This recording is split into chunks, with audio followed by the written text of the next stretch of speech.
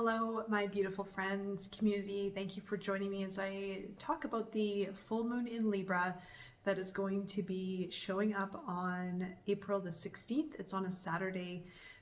Depending on where you are in the world, you may want to look at the time, but it is going to be in full effect in the Pacific Standard Time anyway, where I am residing. And the Libra energy, well, this is my sun sign, so I can very well speak to this energy, and especially with regards to the full moon. So remember that full moons are all about releasing. So anything that we can release and address that may have been buried, that sometimes we ignore or we shove aside, and sometimes we even just forget about until it may surface. So full moons do shake up energy within us. It stirs energy up. So things very well could be surfacing, and it could be around love, around partnerships, around abundance, because Libra is ruled by Venus, which is all about relationships and prosperity. So there is going to be that theme. I'm going to go into the Libra archetype, and I'm going to tie the two together and why this is going to be a very beautiful moon, full moon to work with. The Libra archetype is all about justice, fairness, equality, and love.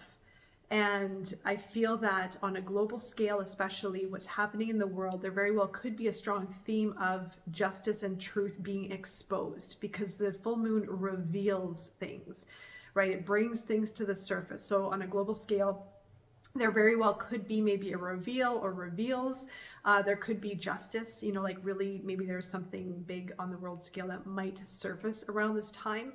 But within ourselves individually, because of the archetypes we travel through with these new moons, full moons, and quarters, and the whole cycle, full moons especially, I like to focus on the potency of full moons and new moons, because there's a lot of energy to work with for our own transformation, and we can all tap into this energy in the same kind of way, because the archetype of Libra, depending on where Libra resides in your chart, if you have Libra in a moon sign or a rising sign or sun sign, I'm not an astrologer, I work with astrologers, but it will affect you differently. But we can all work with the archetype of Libra during this full moon for releasing anything, old wounds from the heart, old traumas, even connecting with our heart. So I will be hosting a ritual on the 16th, on the Saturday. It's just going to be myself. I'm going to go into the 7 stages for opening the heart, and also guided meditation, cord cutting, and guided journaling. So I'm going to prompt questions that are going to allow you to go into areas of your heart and relationships and love. And remember, when we think about the heart, it's not so much about love relationships and partnerships. It's about all relationships. It is also about how we are reacting and responding to relationships, to life situations, how we love and care for ourselves, how we perceive ourselves. Also is part of manifestation. So when our heart is open, then we're attracting that love, we're attracting abundance, we're vibrating at a high frequency, we're moving towards a higher level expression of ourselves. And when we're connected with that love frequency, that's when we are in expansive energy, that's when we're expansive mode. So this heart of ours is so powerful and so precious, because we go through life and we get the hits, we go through a lot of the traumas, the hits, and it's different for everyone, but we've all experienced life on many different scales, especially challenges and traumas and these sort of things. So it is very, very beautiful time to go into that, so that we can identify and heal from the past and explore our heart, like really come up with those questions and reflect on how we perceive love. What does love mean for you? How do you feel about love? How do you feel about relationships? How do you feel about your heart? How do you feel about your own self-care? How do you perceive yourself? How do you perceive your family? How do you perceive relationships all around? How do you perceive abundance, your worth, your self-worth? So all these things are connected. They're all interconnected. And oftentimes we live in a very busy lifestyle. We have a lot of demands. We have a lot going on. We've gone through a lot in life as well, a lot of challenges, a lot of traumas maybe. And over life, we just lose that connection with our heart space. And I remember it was 2 years ago when I started doing my own body healing work. My friend and mentor guided me into my heart space. And I thought, well, my heart is fine. I'm a kind person. I love, I have that love energy. And I know that I've always been part of that frequency, even though I've gone through a lot. But it wasn't until I actually went into my heart space and wow, it just brought up so much emotion because I had never actually connected with my heart.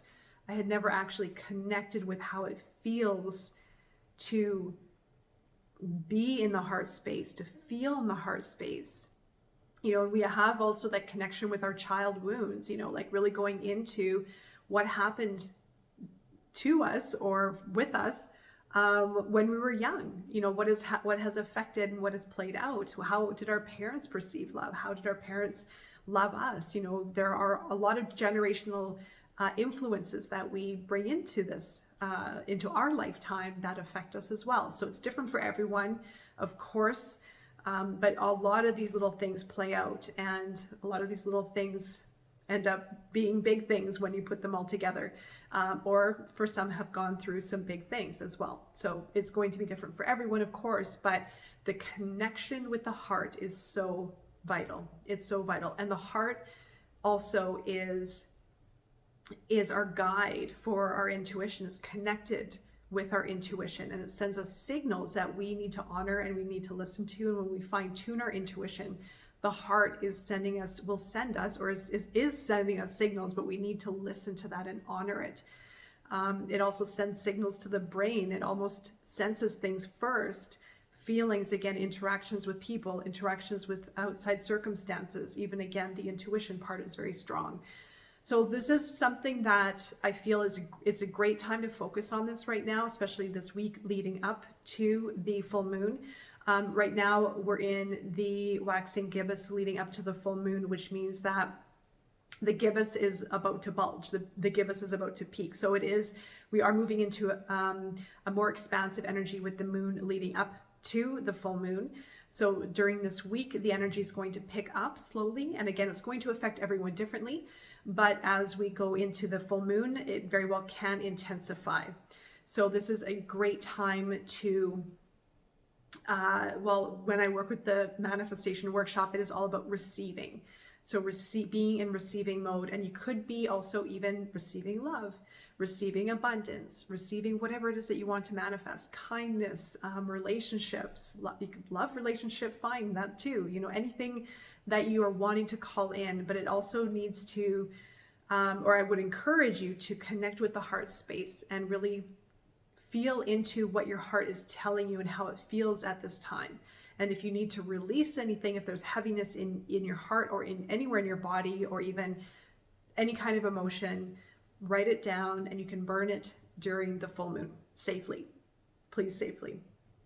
So during the full moon, you definitely write down what you want to release. This could be attachments, and I'm going to go into a cord cutting meditation that I'm going to include in a different video. I will link it here.